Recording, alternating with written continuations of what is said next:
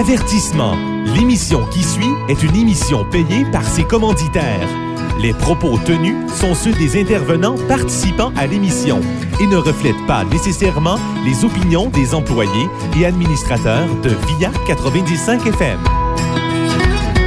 Bienvenue à l'émission Deux gars, une Bible. Deux gars, une Bible. C'est deux gars en mission pour faire connaître le vrai message de la Bible.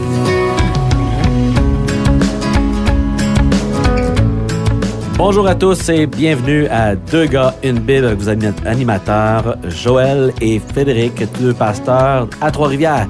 Et on est vraiment content avec vous de commencer une série d'émissions, particulièrement sur les 4 évangiles. Pourquoi les 4 évangiles? Ben parce que c'est là que ça commence. Et voilà. Pour nous. Ça raconte la vie de Jésus. Oui. Puis 4 auteurs différents qui racontent la même histoire ou à peu près. Ça se ressemble beaucoup. C'est toujours la même histoire avec des angles un peu différents, des approches un petit peu différentes concernant la vie de Jésus et la signification de sa vie aussi. Alors, 4 auteurs différents qui racontent la vie de Jésus, mais chacun avec leur saveur, chacun avec leurs yeux, avec leur angle, et complémentaires les uns des autres. Et même les 3 premières vont être appelées souvent les synoptiques, c'est-à-dire qu'on les voit ensemble, ils ont beaucoup en commun. Et donc, Dieu a vu bon de mettre dans les Saintes Écritures, dans le Nouveau Testament, de commencer avec la vie de Jésus, et que pas juste avoir un auteur, mais de plusieurs auteurs qui nous racontent cette histoire-là à répétition, mais avec des angles et des histoires qui se répètent, et avec des petites saveurs de chacun qui amènent aussi des petits aspects plus pointilleux sur chacun. Oui, puis j'aimerais revenir un petit peu sur la notion du mot évangile, oui. Parce que c'est un mot qui n'est pas familier, qui est rempli de stéréotypes, mais ça veut simplement dire bonne nouvelle, qui est en contradiction ou en opposition à une mauvaise nouvelle. Puis quand je pense de mauvaise nouvelle, j'imagine toujours 2 policiers qui arrivent puis qui cognent à ma porte à 2 heures du matin, t'ouvres la porte, là, puis ils ont la mine basse. Tu sais que tu vas entendre quelque chose là que tu veux pas entendre là, tu sais. Effectivement. Et donc et la mauvaise nouvelle, c'est que on est séparé de Dieu et on est sous le jugement de Dieu et Jésus-Christ est venu régler notre problème. Et ça, c'est une bonne nouvelle. Et voilà. Et cette bonne nouvelle-là, elle nous est racontée dans 4 évangiles pour être sûr que ça passe très clairement. Qui est Jésus? Qu'est-ce qu'il a fait? Son histoire, et que c'est basé sur des faits historique, ben oui, que absolument. c'est solide oui. Et qu'il y a plusieurs personnes qui le racontent son histoire. Et on commence avec l'évangile de Matthieu. On l'a mentionné brièvement la semaine dernière, alors qu'on l'a mentionné qu'il commençait avec des généalogies. Donc, vous pouvez y retourner. Pourquoi ça commence avec des généalogies? Puisque ça s'adresse à des Juifs et établissant que ce Jésus, bien, il est le fils de la promesse d'Abraham. C'est un descendant, comme promis, au roi David et qu'il s'est incarné maintenant dans ses descendants, Joseph et Marie. Et lui, donc, il s'est incarné à travers Joseph et Marie. Oui, tout à fait. Pas dans Joseph et Marie. Je laisse-tu glisser, je laisse pas glisser. Non, on veut juste clarifier les choses, oui. Oui, on veut essayer de définir clairement les choses, donc on veut pas amener la confusion. Et on commence avec un Matthieu. Qui oui. est ce Matthieu qui nous écrit ce livre? C'est important pour pouvoir apprécier un livre, de savoir qui est son auteur. Donc, écoute, Matthieu, c'était un Juif. Son nom était aussi Lévi, était présenté comme Lévi. C'était un des 12 apôtres, donc choisi par Jésus-Christ. Et il était un collecteur d'impôts. Donc, quelqu'un qui travaillait un petit peu à son compte pour s'enrichir sur le dos des gens. Pas bien vu à l'époque, hein? Si non. tu disais publicain, là, ça paraissait pas bien, pantoute, parce qu'on le voyait souvent, les publicains, comme des gens qui côtoient l'autorité romaine, qui prend ses impôts, qui s'en gardent un peu dans les poches. On trouvait que c'était finalement des voleurs, des collaborateurs du gouvernement établi en place. Ouais. Donc, ils étaient vraiment mal vus. Ouais. Et on les liste souvent dans Matthieu, mais dans d'autres livres aussi, avec les prostituées et autres gens de mauvaise vie. Oui, c'est ça. C'était quelqu'un qui venait collecter tes impôts pour Rome, puis il en prenait plus, puis là, il envoyait ce qui était dû à Rome, puis le reste, il mettait ça dans ses poches. Donc, il s'enrichissait grandement et ils étaient détestés. C'est particulier de juste prendre conscience de ça qu'en partant, le premier évangile, les 4, est un Juif qui est mal vu, que Dieu a choisi cet homme-là pour écrire son histoire. Oui, ce qui est important, c'est pas ce qu'on était avant, mais c'est ce qu'on peut devenir à travers une relation avec Jésus-Christ. Cet homme-là a été transformé complètement. Et Jésus décide d'utiliser un publicain Ouais. pour amener l'évangile de Matthieu aux Juifs. C'est ironique. Il y en a un autre publicain qui s'appelle Zachée qui a eu un contact avec Jésus, puis instantanément, il a dit à Jésus, regarde, aujourd'hui c'est fini, je vais vivre comme il faut, je vais même rembourser tout le monde, puis je vais redonner tout aux pauvres. Et il a changé, ça amène un changement. Tout à fait, absolument. Et une des phrases importantes, puisqu'il parle à des Juifs, c'est qu'il veut montrer que l'Ancien Testament est accompli dans la vie de Jésus. Et donc, on va retrouver une phrase qui revient plus de 50 fois, « afin que fût accompli ». Oui. Il fait allusion à un texte de l'Ancien Testament, puis il dit, ça, c'est arrivé dans la vie de Jésus pour que s'accomplisse ce qui a été écrit dans Ésaïe, dans Zacharie, dans différents livres, par David, dans les psaumes, etc. Et ça, c'est marquant. Oui, ils ont même voulu le tuer pour ça à un moment donné, parce que il a dit, je suis celui qui était promis, et aujourd'hui, l'Écriture est accomplie en moi. Et là, les Juifs voulaient le tuer à ce moment-là. Absolument. Et ce qui est important de voir, c'est que non seulement Matthieu fait ces parallèles-là, mais il va souvent citer Jésus, qui lui-même, majoritairement, va faire ces parallèles entre sa vie et l'Ancien Testament, et ce qui s'accomplit dans sa vie. Oui, on voudrait donner un exemple de ça. Donc, dans l'histoire de la Nativité, l'histoire Oui. de Noël, qu'on va d'ailleurs fêter. En tout cas, chez nous, on fête Noël. Je sais pas. Oui, chez nous aussi. Oui, puis on dit encore Joyeux Noël. Tout à fait. Oui, donc, puis on célèbre la naissance de Jésus. Et voilà, on n'est pas gêné de le dire, c'est ça Noël. Le mot Noël veut dire nativité, de toute façon. Et c'est un évangile dans Matthieu vraiment à caractère hébraïque, donc à caractère juif.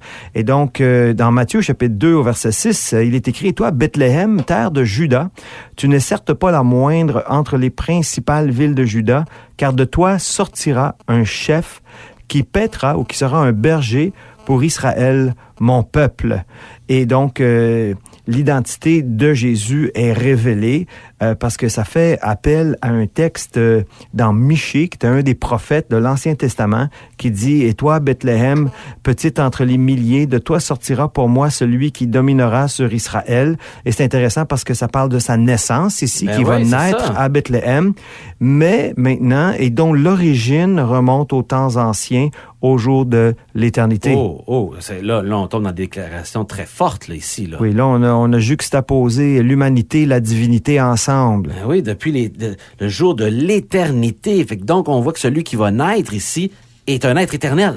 Oui, et on voit que Jésus a manifesté justement cette divinité en pardonnant les péchés. Et les Juifs ont dit, mais qui d'autre que Dieu peut pardonner les péchés? Et Jésus leur dit, qu'est-ce qui est plus facile? Pardonner les péchés, dire tes péchés sont pardonnés ou dire lève-toi et marche à un paralytique. Là. Donc, deux choses absolument impossibles que Jésus fait. Ah, puis là, si vous dites, ben là, c'est où que c'est écrit là, que Jésus il pardonne? Regardez dans Matthieu, chapitre 9, verset 6. On vous dit les références régulièrement pour que vous vérifiez vous-même. C'est vraiment important. Les évangiles ont été écrits pour que vous vérifiez vous-même la vie de Jésus. Alors, il ne fallait pas juste tenir ce que nous on dit. Ouais. Allez voir. Ah, j'aimerais ça renchérir là-dessus, Joël. Vas-y, là. De pas prendre... on est rempli d'idées de qu'on a entendu à l'école, dans la maison, dans la société, à la radio, dans la culture, à la télévision, Hollywood et tout ça. Puis on s'est forgé une idée de Jésus et même du christianisme dans les médias et tout ça. Prenez le temps d'aller lire pour vous-même. La source d'information est dans les évangiles. C'est le document le mieux attesté de toute l'histoire de l'humanité. Ce qui est là, c'est ce qui a été écrit. Allez lire pour vous-même. Portez un jugement pour vous-même. C'est pour ça qu'on fait pas juste en parler, moi puis toi, Frédéric. On cite, on lit la Bible à l'émission même. Absolument. Pour que vous vérifiez. Et on va continuer à le faire. Mais là, je transite vers un autre point qui est préoccupant, celui de l'argent. Parce que c'est un publicain. Et ce qu'on remarque, c'est qu'il y a des petites affaires que lui a remarquées, qu'il a écrit dans son évangile, que les autres n'ont pas noté, parce que justement, c'est un gars qui est habitué de compter de l'argent. Oui, c'est intéressant. Fait qu'il s'arrête à certaines affaires et d'une certaine façon, par ces histoires qui nous raconte lié à l'argent, des paraboles, des histoires qui sont uniques. Même le fait que Judas a trahi pour 30 pièces d'argent, c'est lui qui le raconte. Ça nous donne une sorte aussi d'avertissement. Oui, puis ça met en lumière d'autres choses. C'est qu'on est toujours en train d'apprendre avec la Bible. Moi, j'avais jamais vu ça dans Matthieu. C'est en s'assoyant avec toi tout à l'heure, en préparant nos documents, que tu t'as fait cette remarque-là. Et je dis, ben voyons donc, c'est vrai. Et tu sais, lui, c'était quelqu'un qui était un amoureux de l'argent. et qui maintenant, lui, il voit l'histoire à travers un certain prisme. Et donc, il va aller renoter des choses. Par exemple, des soldats qui ont été soudoyés à la résurrection. Là, c'est absolument fascinant comme histoire. Ces gars-là, ils étaient mis comme des gardiens pour s'assurer que les disciples viennent pas voler le corps. Finalement, Dieu intervient, la pierre est roulée, Jésus est ressuscité. Puis après ça, ces gars-là, ils courent raconter l'histoire. Puis ils sont soudoyés. Et c'est pas un publicain que tu passes cette information-là à s'en parler. Ils passent pas ça sous silence.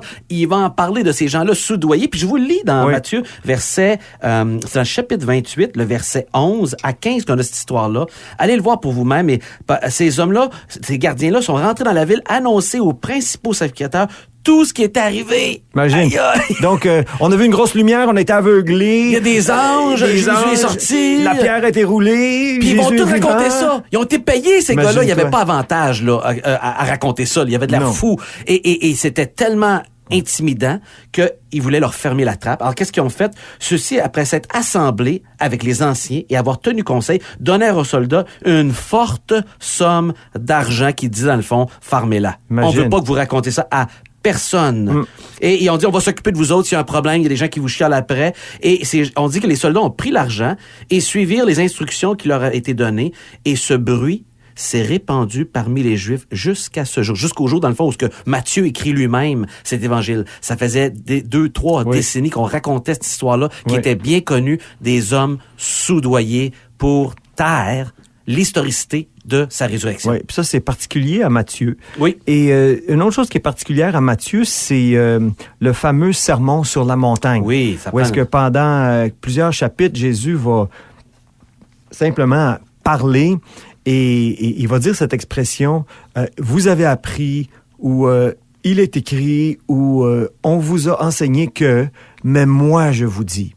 Et vraiment, ce sont des standards de comportement, des standards moraux vraiment les plus élevés qu'on peut trouver. Si tout le monde mettait ça en pratique, on aurait la paix sur la terre en dedans de 6 mois. Mais c'est comme s'il va revenir sur les lois de l'Ancien Testament, mais parce qu'il avait été tellement ajouté de règles religieuses, c'est comme s'il fallait qu'il allait les redéterrer, puis les ramener, puis leur remettre d'en face la vraie intention originale de ces commandements-là qui avaient perdu leur sens avec toutes les règles, les dogmes ajoutés par la religiosité juive. Oui, et ces gens-là aussi étaient tombés dans le piège de penser que tout était une question d'apparence extérieure. Oui. Donc, si je désire tuer quelqu'un, tant que je le fais pas, je suis correct. Ouais. Jésus va à la racine. Attention, t'as entendu dire que tu ne tueras pas, on est tous d'accord avec ça, mais moi, je vous dis que si tu te mets en colère contre ton frère, tu es passible de passer en cour. Ouais, là, si tu le traites d'insensé, si tu l'insultes de ta bouche, tu mérites même le feu de la géhenne. Donc, c'est très, très fort. Et Jésus va au cœur, littéralement, au cœur de l'humain, où est-ce que naissent toutes les mauvaises choses. Et il dit, garde, c'est ça qu'il faut que tu règles. Puis si on est assez honnête, là, c'est pas facile à faire. Les Québécois font ça encore aujourd'hui quand on entend « Ah, moi, je regarde, mais je touche pas. » Oh boy. Tu sais, c'est la même idée, encore une fois, hein? Oui. Fait que, on retrouve ça même dans notre jargon québécois. Et oui.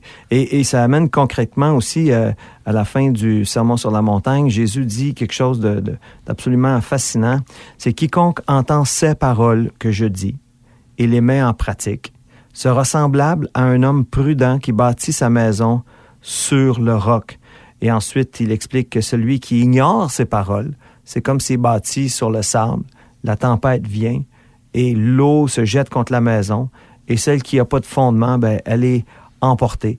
Et ça nous parle du jugement, évidemment, de notre mort et de notre comparution devant le juge, que si on n'a pas pris les paroles de Jésus, on a bâti sur le sable et notre maison va être emportée. Et ça ici, c'est un court résumé que Frédéric, tu nous fais, dans le fond, des chapitres 5, 6, 7, qui sont le Sermon sur la montagne, et qui terminent par cette histoire qui nous invite finalement à réfléchir, hey, ta vie, là, es-tu construit sur du solide ou c'est construit sur du sable? Exactement. Et encore une autre fois, ce qui est particulier ici dans Matthieu, c'est l'appel de Matthieu. Ouais. Et on voit dans Matthieu chapitre 9 au verset 9 que Jésus vit un homme assis au lieu des payages, donc il était assis à sa place où ce que les gens venaient lui apporter l'argent, qui s'appelait Matthieu. Et il lui dit, « Suis-moi ». Et c'est fascinant ici que Jésus appelle cet homme par ces deux mots. Et il est écrit ici, cet homme se leva et le suivit. Donc je m'imagine, je peine à m'imaginer la scène, là, mais l'impact de Jésus sur Matthieu a été instantané et il l'a suivi tout le reste de sa vie. Et je pense, les amis, l'invitation de Jésus pour Matthieu, c'est l'invitation pour chacun d'entre nous. C'est l'invitation que j'ai reçue un jour et qu'on vous lit pour que vous réalisez que le Seigneur Jésus vous invite, vous aussi, à le suivre. Et il dit que celui qui boira de l'eau que je lui donnerai, c'est-à-dire la vérité qui sort de sa bouche, n'aura plus jamais soif. Tu vas être satisfait. Mais l'eau que je lui donne deviendra en lui une source d'eau qui jaillira dans la vie éternelle. Que de belles paroles pour terminer cette émission sur l'Évangile selon Matthieu. Et donc, on est déjà à la fin. On aimerait vous inviter à interagir avec nous. Si vous avez des questions justement sur les Évangiles, ça nous ferait plaisir d'y répondre, soit live ou de répondre tout simplement par courriel ou sur notre Facebook à 2 gars une Bible ou 2 gars une Bible à tout ensemble à @hotmail. Ça nous ferait plaisir d'interagir avec vous sur ces questions-là et même d'en amener à l'émission pour le bénéfice de nos auditeurs. Si vous cherchez un lieu de célébration le dimanche matin, alors n'hésitez pas à aller sur le site de l'Église baptiste évangélique de Trois-Rivières et sur le site de l'Église Vie Nouvelle de Trois-Rivières. Vous allez trouver nos informations, les heures de célébration. Pas parce que aller à l'Église, ça vous rend un meilleur chrétien comme tel. Tout simplement parce qu'on aime se rassembler, ceux qui partagent la foi ensemble et célébrer Dieu, se rapprocher du feu et stimuler nos cœurs à le suivre parce qu'on a tous de besoin. Et sur ces paroles, Jésus vous dit, « Suis-moi ».